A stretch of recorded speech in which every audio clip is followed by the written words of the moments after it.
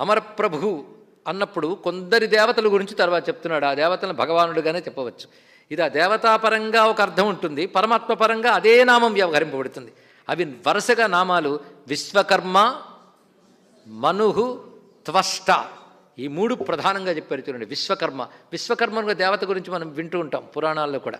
విశ్వకర్మని పూజించడం కూడా ఉంది. విశ్వకర్మ అది పరమాత్మ పేరే అన్నారు ఇక్కడ. అది పరమాత్మలో విశ్వకర్మణ సమవర్తదాధి అని వేదవాక్యం ఉంది. అలాగే విశ్వకర్మ విమన అద్విహాయ ధాత విధాత పరమోత సందృక్ అని ఋగ్వేదంలో మంత్రంలో విశ్వకర్మ అని పరమాత్మపరంగా చెప్పారు. పురుషం విశ్వకర్మాణం ఆదిదేవమజం విభుం అంటూ ఒక విష్ణుస్థుతిలో పురాణమే చెప్తుంది ఇక్కడ. కానీ విశ్వకర్మ అంటే అర్థం ఏమిటి? విశ్వకర్మ అనే దానికి రెండు అర్థాలు ఉన్నాయి. విశ్వం అంటే ఏమని చెప్పుకున్నాం, మళ్ళీ మొదటి నామానికి రండి, సమస్తము. మరి విశ్వకర్మ సమస్తమైన పనులు ఆయనే, సృష్టిలో జరిగే ప్రతి పని ఆయనదే. కనుక విశ్వములో సమస్త కర్మలు ఎవడివో వాడు. అంటే విశ్వ నిర్వహణమే విశ్వకర్మ. సమస్తమును నిర్వహించడం ఉన్నదే సామాన్యమైన విషయమా? కనుక వీటి యొక్క సృష్టి స్థితిల యాదులు విశ్వంలో ప్రతి అణువు నుంచి బ్రహ్మాండాల వరకు ఎవడు నిర్వహిస్తున్నాడో వాడిని విశ్వకర్మ అన్నారు. ఇప్పుడు సరిగ్గా నారాయణుడికి సరిపోయిందా లేదా ఆలోచిస్తే. అలాగే విశ్వకర్మ అంటే విచిత్ర నిర్మాణ శక్తిమత్వాత్ విశ్వకర్మ. విచిత్ర నిర్మాణ శక్తి అంటే ఆశ్చర్యకరమైన నిర్మాణము చేయగలిగే వాడిని విశ్వకర్మ అన్నారు. అది విశ్వకర్మ దేవతల శిల్పి.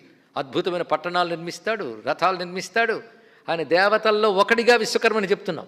ఆ మాటకు వస్తే విచిత్ర నిర్మాణ శక్తి ఎవరిది ఆలోచించాలి. బతికేస్తున్నాం కానీ ఆలోచించకుండా ఒక్కసారి ఆలోచిస్తే విశ్వమే అద్భుతంగా నిర్మించాడు ఆయన. ఇంకోలా మార్చలేవు. ఒక అద్భుతమైన బిల్డింగ్ చూస్తే ఈ శిల్పం ఎవరు చెక్కారండి, ఇదేమిటి అని అంటామా లేదా? కొంచెం వివేకం ఉన్నవాడు.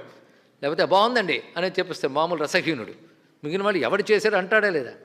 అని ఒక అద్భుతమైన నిర్మాణాన్ని చూసి ఎవడు చేశాడు కానీ అని అంటున్నావే, అద్భుతమైన విశ్వాన్ని చూసి ఎవడు నిర్మించాడో కానీ అనద్దు, వాడిని విశ్వకర్మ అన్నారు. అంతేకాదు ఈ నామం విచిత్ర నిర్మాణ శక్తిమత్వాత్ విశ్వకర్మని చెప్తూనే సమస్త కర్మలు నిర్వహించువాడు. సృష్టిలో ప్రతి పని దాని మటుగా జరిగిపోతుంటుంది. మనం అనుకుంటుంటాం ఏదో మనం నిర్వహిస్తున్నామని. ఇక్కడ మనం కూర్చున్నాం కానీ లోపల జీర్ణ వ్యవస్థ అదే చేసేసుకుంటుంటుంది. ఎవడివి చేస్తున్నాడు మనకు తెలియకుండానే. ప్రతి అణువులోనూ తనంత తాను జరిగే ఒకానొక సిస్టమ్ ఉంది. అది ఏర్పరిచిన పరమాత్మని విశ్వకర్మ అన్నారు.